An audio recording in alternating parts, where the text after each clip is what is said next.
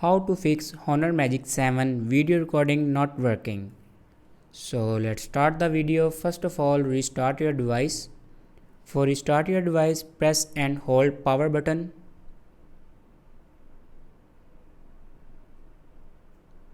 And then click on restart. After restart your device, then open settings. In settings, scroll down and click on apps.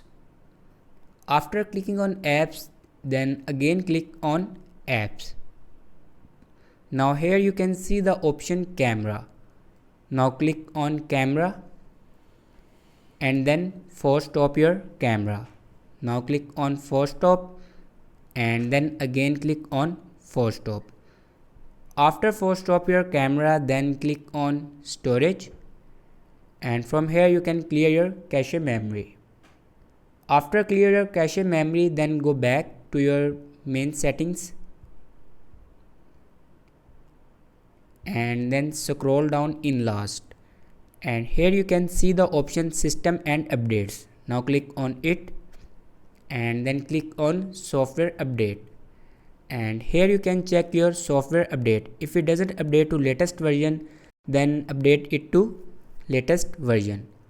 After that your problem will be fixed. Thanks for watching.